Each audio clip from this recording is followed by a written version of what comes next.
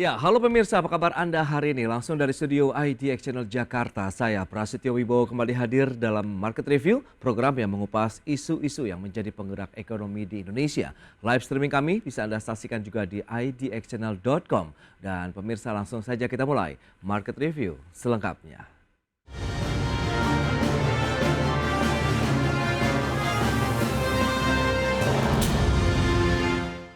Kalangan ekonom menyoroti target pemerintahan Prabowo Gibran yang menargetkan pertumbuhan ekonomi sebesar 8%. Dan demi mencapai target tersebut, pemerintah diminta serius mengembangkan industri manufaktur sebagai motor penggerak pertumbuhan ekonomi nasional.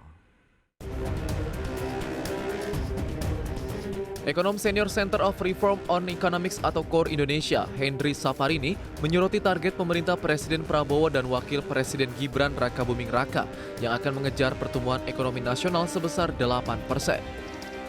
KOR Indonesia menyebutkan pemerintah harus serius dalam meningkatkan kinerja sektor manufaktur yang terancam mengalami deindustrialisasi. Untuk itu perlu lompatan dari pertumbuhan ekonomi rata-rata 5% dalam 10 tahun terakhir dengan meningkatkan sektor manufaktur. Henry menambahkan, industri manufaktur dinilai memiliki peran penting dalam mendongkrak pertumbuhan ekonomi mulai manufaktur pendukung pariwisata hingga manufaktur pertanian. Selain itu, sejak 20 tahun terakhir kontribusi manufaktur di tanah air cenderung turun, sehingga tidak heran diperlukan kebijakan yang tepat dan aturan yang saling mendukung antar kementerian dan lembaga. Nah, jadi kalau nanti kita melewati ini, kita tidak akan bisa balik lagi. Maka menurut kita, kalau memang mau mendorong pertumbuhan ekonomi, kalau kita dalam jangka pendek tiba-tiba 8%, dengan berbagai kebijakan yang sudah dilakukan selama paling tidak 20 tahun terakhir ini, tidak bisa langsung tiba-tiba 2025 itu kita tumbuh 8%. Tapi kita bisa mulai dengan pertumbuhan di atas rata-rata 5%. Harus ada lompatan, karena semua negara memerlukan lompatan dan mengalami lompatan pertumbuhan tinggi ini dalam beberapa tahun untuk bisa keluar dari middle income trap. Sementara itu terkait susunan kabinet baru, Henry tidak mempermasalahkan keberlanjutan menteri-menteri ekonomi di era Presiden Joko Widodo yang diajak bergabung kembali dalam pemerintahan Prabowo Subianto. Meski demikian, Henry berharap Presiden Prabowo meyakini dan memberikan arahan kepada Kabinet Merah Putih, khususnya tim ekonomi untuk membuat strategi kebijakan yang bisa menggerakkan ekonomi di seluruh wilayah. Dari Jakarta, Adi Firmansyah, IDX Channel. Ya, pemirsa, untuk membahas tema kita kali ini, strategi mengejar target pertumbuhan ekonomi 8%. Kita sudah tersambung melalui Zoom bersama dengan Ibu Henry Saparini, ekonom senior dan juga founder KOR Indonesia. Selamat pagi, Bu Henry. Selamat pagi, Mas. Ya, salam sehat, Ibu. Sehat, alhamdulillah. Baik. Baik, terima kasih Anda masih bersama kami dan langsung saja, ini kalau kita cermati, Bu Henry, pemerintah kita tahu juga sudah membentuk Kabinet Merah Putih. Kemudian ada juga ya tokoh-tokoh lah atau pemimpin dari kementerian sebelumnya yang juga diajak kembali untuk terlibat di pemerintah saat ini. Apa yang bisa kita cermati untuk saat kondisi-kondisi seperti ini? Ya, kalau kita melihat dari sisi tim ekonomi ya, semua tahu bahwa sebagian besar itu dari kabinet Jokowi. Artinya kalau memang Pak Prabowo betul-betul sesuai dengan janjinya akan melakukan berbagai prioritas yang berbeda dengan prioritas Pak Jokowi, artinya tentu Pak Presiden Prabowo tidak mudah. Artinya harus ada upaya untuk merubah paradigma pendekatan yang selama ini digunakan oleh tim ekonomi dari Pak Jokowi kan. Misalnya selama 10 tahun terakhir kita tahu bahwa industri manufaktur itu pertumbuhannya itu di bawah pertumbuhan ekonomi dan share-nya terhadap PDB itu terus turun dalam 10 tahun terakhir. Artinya kalau memang Pak Prabowo meyakini bahwa dalam Astagfirullah itu salah satunya adalah industrialisasi, maka semestinya harus ada guideline, harus ada direction yang jelas bahwa saya tidak mau yang seperti 10 tahun yang lalu. Ya, karena saya ingin menghidupkan kembali industri. Nah, kalau itu tidak dilakukan, ya tentu saja tim yang sama akan melakukan hal yang sama, Mas. Nah, jadi ini yang mungkin bisa menjadi catatan. Nah, tapi apakah benar bahwa Pak Prabowo itu akan melakukan revitalisasi industri secara besar-besaran, ini kan menjadi pertanyaan yang lain lagi. Karena kemarin di dalam pidato pun beliau tidak menekankan bahwa bagi saya revitalisasi industri manufaktur ini akan menjadi driver, gitu kan? Semestinya kan itu ada penegasan, tapi itu juga tidak, hanya pangan dan energi. Padahal kita tahu dalam PDB kita share manufaktur itu masih terbesar, lapangan kerja terbesar juga di situ, dan kesempatan kita untuk mendorong manufaktur itu juga waktunya tinggal sempit. Nah, jadi apakah Pak Prabowo memiliki pemahaman yang utuh tentang kondisi ekonomi saat ini dan apa yang harus dilakukan, sehingga sektor mana yang harus digenjot terlebih dahulu, dan apa direction kepada para menteri ekonomi yang harus diprioritaskan dalam 5 tahun ini, itu harusnya menjadi satu. Gitu. Baik, Bu Henry, tapi kalau kita cermati memang target 8% dan kemudian ada swasembada pangan, energi, pengentasan kemiskinan, dan lain-lain begitu. Anda melihat apakah memang pada saat bicara mengenai industri manufaktur, itu bagian daripada implementasi menuju target dari tadi swasembada pangan, energi, dan juga mungkin bicara mengenai penciptaan lapangan kerja juga di sana?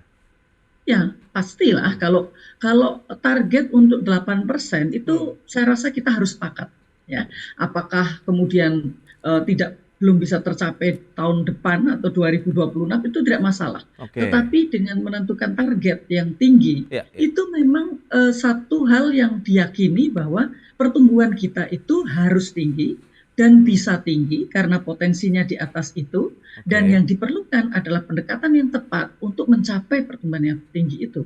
Karena tidak mungkin kita ini dalam 10 tahun ke depan ini hanya tumbuh 5%, kemudian kita bercita-cita ingin keluar dari middle income trap. Itu sangat tidak mungkin. Nah, jadi yang kita perlukan adalah lompatan pertumbuhan ekonomi sebagaimana dilakukan oleh negara-negara lain, dan pendorongnya, sumbernya itu adalah manufaktur.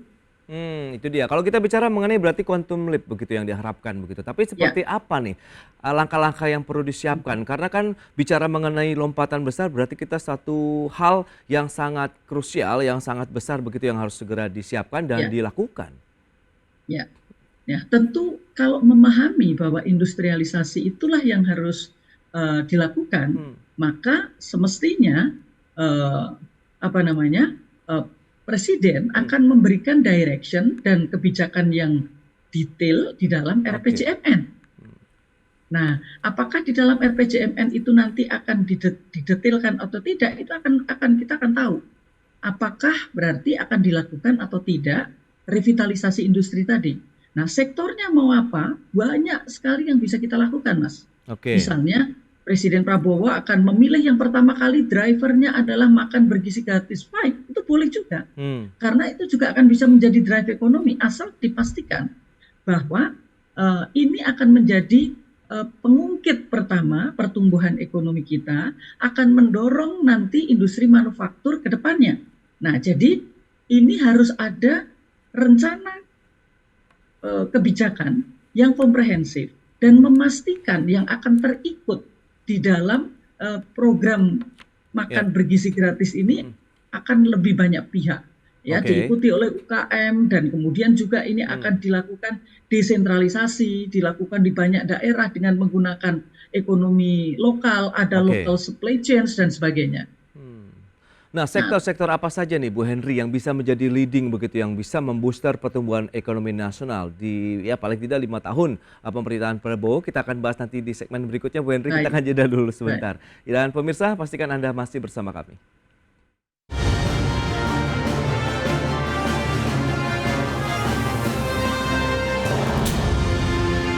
Ya, pemirsa, Kementerian Perindustrian akan mengejar target pertumbuhan ekonomi 8% melalui industri manufaktur, dan salah satu upaya yang dilakukan adalah melalui identifikasi produk yang memiliki keunggulan kompetitif dan juga keunggulan komparatif.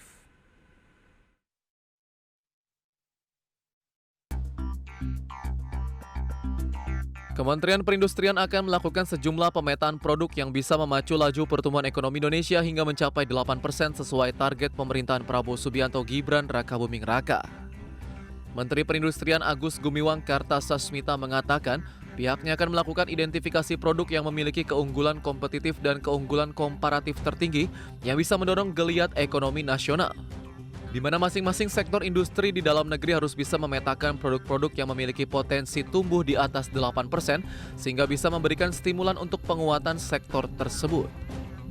Tidak hanya itu, Kemenperin juga melakukan pemetaan terhadap sektor yang memiliki biaya produksi tinggi agar pelaku industri melakukan proses produksi yang lebih efisien. Dan melalui identifikasi produk yang memiliki potensi besar ini, dinilai akan turut membantu mewujudkan keinginan Presiden Prabowo untuk mencapai ketahanan energi dan swasembada pangan. Bagaimana nanti para pembina sektoral yang akan bersama-sama kami merumuskan, yaitu bagaimana masing-masing sektor bisa membantu, bisa memberikan kontribusi terhadap target yang sudah ditetapkan oleh Bapak Presiden, tumbuhan 7-8% dalam 3 tahun. Agus menambahkan pihaknya berkomitmen untuk melaksanakan program hilirisasi yang tidak hanya fokus pada beberapa komoditas saja, namun juga seluruh komoditas yang dapat menciptakan nilai tambah yang pada gilirannya akan menciptakan lapangan pekerjaan. Dari Jakarta, Adi Firmansyah, IDX Channel. Ya, berikut ini kita akan sampaikan data terkait dengan pertumbuhan ekonomi Indonesia dan data selengkapnya bisa Anda saksikan di layar televisi Anda. Baik, pergerakannya memang kita masih cenderung stagnan begitu ya, di angka 5% begitu dalam beberapa kuartal terakhir di tahun 2024 ini dan juga di tahun 2023. Dan tadi sudah disampaikan Bu Henry, kita perlu lompatan besar sehingga di atas rata-rata 5%. Nah, kalau kita memang sambil menuju begitu ya target 8% untuk pertumbuhan ekonomi nasional. Berikutnya dengan inflasi April sampai dengan September 2024 dan kita tahu deflasi terjadi dalam beberapa bulan terakhir ini juga menjadi salah satu sinyal yang perlu dicermati banyak pihak begitu terkait dengan daya beli masyarakat kah atau memang dari harga yang tidak ada kenaikan di masyarakat. Berikutnya PMI atau PMI Manufaktur Indonesia, Purchasing Manager Index dari sektor manufaktur. Ini juga cenderung turun, sudah meninggalkan level ekspansi dan cenderung memang mengalami kontraksi dalam beberapa bulan terakhir. Dan kita akan lanjutkan kembali perbincangan bersama dengan Ibu Henry Saparini. Baik, Ibu Henry, kita akan lanjutkan kembali. Ini menarik kalau kita cermati dengan beberapa data. Tadi memang Kemenperin fokus ke dalam industri manufaktur seperti yang juga Kor sampaikan begitu. Anda melihat bagaimana? Apakah memang ini sudah sejalan juga akhirnya nih dengan keinginan pemerintah, pelaku usaha dan juga ekonom tentunya dalam mencermati pertumbuhan ekonomi Indonesia yang ditargetkan 7 sampai dengan 8%. Ini Mas, jadi kita mungkin kalau mau melihat apakah 8% itu mudah atau tidak mudah dicapai dan bagaimana caranya. Kita semestinya juga melakukan evaluasi bukan setahun 2 tahun. Tetapi kita melihat time series kita di mana rata-rata pertumbuhan ekonomi kita itu semakin lama semakin menurun. Dari tadinya kita sampai 7-8%, kemudian 7-6%, kemudian 5-6%, lama-lama tinggal 5%. Artinya ini ada tren pertumbuhan ekonomi yang semakin lama semakin lambat. Artinya kalau kita mau 8% itu adalah pembalikan tren. Nah, pembalikan tren ini baru bisa dilakukan kalau memang kita menggerakkan seluruh sektor ekonomi. Ya. Nah, bagaimana cara menggerakkan sektor ekonomi? Tidak cukup hanya dilakukan oleh Menteri Perindustrian untuk melakukan mana produk-produk yang bisa dilakukan. Karena untuk mendorong sektor-sektor tersebut, revitalisasi industri itu membutuhkan strategi kebijakan yang komprehensif. Ya, yang membutuhkan bagaimana dukungan kebijakan perdagangannya, bagaimana fiskalnya, bagaimana perindustriannya, bagaimana tenaga kerjanya dan seterusnya. Nah, jadi harus ditetapkan yang mana nih yang akan jadi prioritas. Kalau tadi misalnya pemerintah akan memilih diawali dengan pertanian karena hulunya adalah untuk makan bergizi, hilirnya makan bergizi gratis, nggak masalah.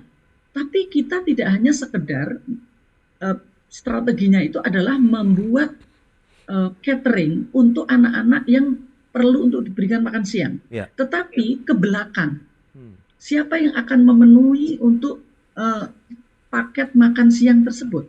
Nah, inilah yang akan ada industri manufaktur. Ya, jadi yang akan diolah itu apanya dari kegiatan tadi. Misalnya oh ayam dibutuhkan, tapi kemudian untuk menjaga harga ayam harus ada industri pengawetan ayam. Itu kan juga menciptakan lapangan pekerjaan.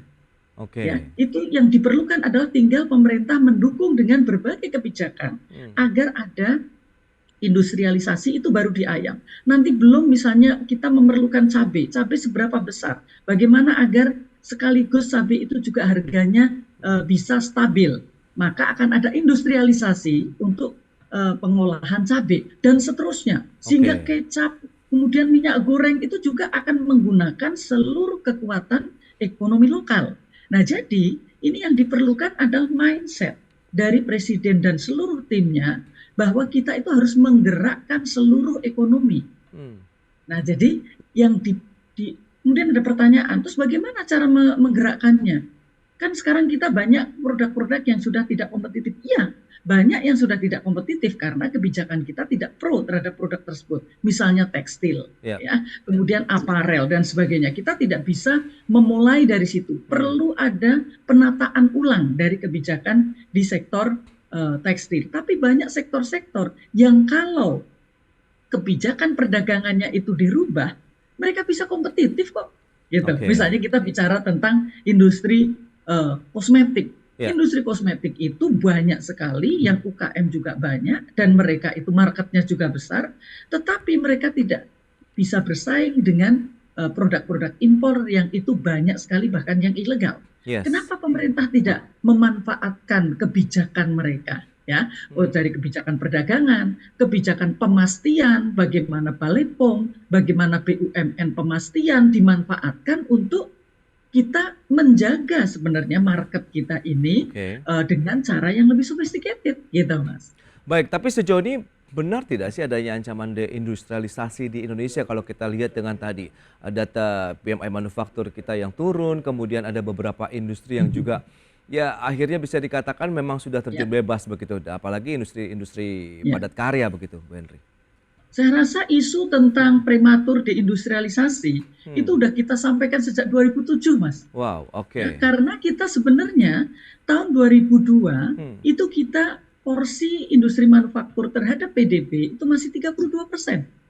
Ya, sekarang ini hanya tinggal 18% karena turun terus dari tahun ke tahun. Jadi semestinya melihat data ini menjadikan satu keyakinan bagi tim ekonomi bahwa ada yang salah nih. Kenapa ada masalah pengangguran, kenapa ada masalah kemiskinan dan sebagainya. Nah, oleh karena itu kalau itu diyakini, baru kita membuat kebijakan untuk membalikkan industri manufaktur. Baik, tapi kebijakannya seperti apa? Mengingat ya kita tahu apakah insentif juga akan diberikan, karpet merah lagi begitu akan kita sediakan begitu, atau di satu sisi kan kita tahu keterbatasan fiskal dengan target penerimaan di 3.000 triliunan, sementara kita tahu ada pembengkakan belanja pemerintah sendiri begitu. Ya, jadi kita harus memahami bahwa senjata pemerintah itu tidak hanya APBN, tidak hanya dengan alokasi anggaran, Mas. Karena apa? Kalau kita lihat ekonomi kita itu kan 70% itu adalah ekonomi domestik. Nah, peran pemerintah itu kurang dari 20%. Tetapi APBN yang perannya kurang dari 20% ini sebenarnya bisa digenjot dengan kebijakan. Misalnya tadi merubah kebijakan perdagangan yang tadinya mereka tidak laku. Begitu kebijakan perdagangannya itu dirubah, maka akan ada gerakan permintaan karena tidak kompetitifnya produk-produk impor kan. Jadi tidak perlu menggunakan APBN, tidak perlu mengalokasikan subsidi, tetapi memainkan kebijakan yang itu memiliki kekuatan pemerintah yang unlimited. Nah, apakah menggunakan itu atau kembali seperti 10-15 tahun terakhir ini yang justru pada hari ini ikut meresmikan industri, tetapi bulan kemudian selanjutnya justru membuka keran untuk impor tanpa ada kebijakan kuota, tanpa ada kebijakan tarif. Kalau itu kemudian dilanjutkan lagi, ya lupakan kita untuk membangun industri manufaktur. Karena bukan mencari-cari ya, karena kita kan semakin sulit mencari peluang. Mencari-cari peluang agar industri kita itu tetap bisa berdaya saing, tetapi justru sudah tahu itu malah dilakukan untuk menghambat majunya industri dalam negeri. Oke. Nah, Bu Henry, lantas apakah upaya kita Ya, menggerakkan ekonomi nasional sampai ya. dengan 8% lah kalau memang diharapkan dengan waktu yang singkat ini akan dampaknya terhadap inflasi yang cukup tinggi kah lonjakannya atau seperti apa? Tapi tahan dulu jawabannya Bu Henry. Kita Ya. akan jeda kembali sebentar ya. Dan pemirsa, kami masih akan segera kembali usai pariwara berikut ini.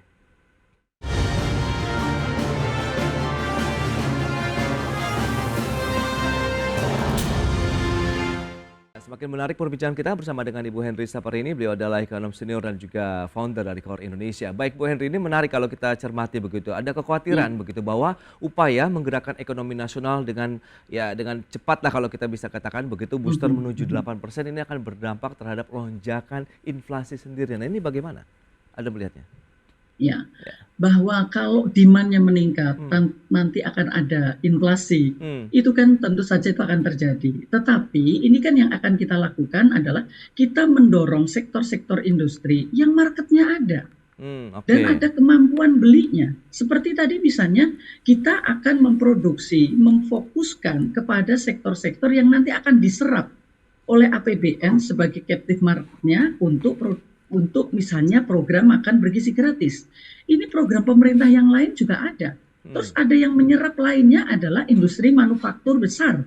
Misalnya mereka membutuhkan berbagai komoditas yang selama ini diimpor tapi sebenarnya bisa diproduksi di dalam negeri. Maka satu, itu akan langsung diserap. Yang kedua, ini karena para karyawan yang bekerja di sektor tersebut juga ada additional income. Dia akan meningkatkan juga spending mereka kan, belanja mereka atau konsumsi mereka gitu. Jadi kita tidak bisa hanya sekedar kita menggenjot produksi nanti biayanya menjadi tinggi, kita kan tergantung apa yang kita lakukan. Maka yang di awal tadi kita diskusikan adalah perlu kebijakan yang komprehensif. Ya, jadi kebijakan yang bisa memastikan bahwa pertumbuhan yang tinggi ini terjaga dari berbagai sisinya gitu. Jadi ini harus menjadi direction dari presiden, termasuk bahwa ini kita akan mendorong sektor-sektor dan kemudian ini akan mendorong spending masyarakat dan tidak justru meningkatkan inflasi semata gitu Mas. Nah jadi ini harus ada, makanya ada direction, ada guideline-nya, kemudian juga ada detailnya di dalam RPJMN. Maka yakinlah Pak Prabowo bahwa ekonomi kita itu sebenarnya ekonomi yang didorong oleh domestik. Bahwa ekonomi internasional itu silahkan dimainkan. Tetapi itu adalah untuk meyakinkan bahwa ekonomi kita akan bergerak. Bukan sebaliknya selama 10 tahun terakhir ini kita menggenjot FTA besar-besaran. Tapi tidak berdampak kepada ekspor, tidak berdampak kepada investasi. Ah, itu dia. Kalau kita bicara mengenai kebijakan yang komprehensif begitu, apakah lagi ya kita tahu tim ekonominya ini tidak jauh berbeda dengan tim pemerintahan sebelumnya begitu. Akan lebih mudahkah? Akan lebih lagi kita semakin solid atau tantangan lain justru muncul? Ya, tentu kalau kita bicara tim itu sesuatu yang sudah dipilih oleh presiden. Tapi kalau saya punya keyakinan, walaupun itu tim lama, tapi kalau dengan paradigma baru, dengan pendekatan yang baru, sesuai dengan apa yang diminta oleh presiden, maka itu akan bisa dilakukan. Nah pertanyaannya, apakah presiden juga meyakini bahwa 8% itu hanya bisa dicapai kalau ada gerakan ekonomi di berbagai sektor dan didukung dengan kebijakan yang komprehensif dan saling dukung. Harmonisasi kebijakan dan sebagainya, ini kan harus dilakukan. Yang itu lemah terbukti dari industri manufaktur kita yang mengalami deindustrialisasi dari tahun 2000-an sampai hari ini. Nah, jadi itu kan sudah fakta. Nah, jadi itulah yang menurut saya yang menjadi PR besarnya. Kita tetap optimis asal ada jalan baru untuk menuju 8%. Bertahap atau kita bisa langsung lari kencang menurut Ibu kalau memang kita mengejar target 8% kemudian sambil menyiapkan juga nih industrinya. Dan lantas bagaimana dengan industri yang tertinggal begitu? Secara realistis ya, ini karena yang membuat kebijakan adalah birokrasi dan kita tahu birokrasi kita ada perubahan yang sangat signifikan dengan banyaknya kementerian baru dan pemecahan kementerian, tentu itu akan memerlukan waktu. Nah, jadi ini pekerjaan semakin berat. Maka yang bisa dilakukan adalah percepatan di dalam penyelesaian masalah administrasi karena tidak mungkin membuat kebijakan kalau kementeriannya belum beres secara administrasi. Nah, selain itu juga merencanakan strategi kebijakan secara lebih detail. Maka setelah administrasi selesai ini baru akan bisa berjalan kencang. Nah, kalau itu tidak dilakukan ya kita akan kehilangan mungkin 6 bulan, mungkin 1 tahun kita berkutat kepada menyelesaikan masalah administrasi dan juga struktur di dalam setiap kementerian. Setelah itu baru akan menyusun kebijakan. Nah, itu kita hilang waktu, Mas. Itu dia. Optimisme Anda sendiri, Bu, bagaimana Anda melihat proyeksi 8% ini? Saya tetap optimis ya. Kalau 8% itu harus dicapai, itu harus diupayakan, tapi syaratnya banyak. Nah, jadi kalau saya ditanya optimis nggak, saya balik bertanya, apakah mau merubah strategi kebijakan atau tidak? Kalau tetap seperti yang terjadi kemarin, saya tidak akan optimis. Tetapi kalau ada kemauan untuk menggerakkan semua, masyarakat itu punya kemampuan untuk mendorong ekonomi, Mas. Walaupun mereka UMKM, walaupun mereka itu usaha yang di sektor tanpa teknologi tinggi, mereka bisa menggerakkan ekonomi. Jadi beri kesempatan semuanya untuk bisa bergerak. Nah, pemerintah tinggal memainkan kebijakannya untuk memastikan itu. Ya, berarti semua lini begitu ya, bidang ekonomi kita bergerak dari bawah sampai atas sehingga ya benar-benar menjadi roda perekonomian yang berputar terus ya sambil menuju pertumbuhan ekonomi kita ke 8% begitu, meskipun memang membutuhkan waktu juga begitu. Baik, Bu Henry, sayang sekali waktu terbatas. Terima kasih banyak ini atas waktu sharing yang sudah Anda sampaikan kepada pemirsa. Optimisme masih tetap terus kita gaungkan begitu, tapi tetap dengan strategi-strategi baru yang lebih inovatif begitu ya. Selamat melanjutkan aktivitas Anda kembali. Salam sehat, Bu Henry. Terima kasih. Terima kasih, Mas. Terima kasih.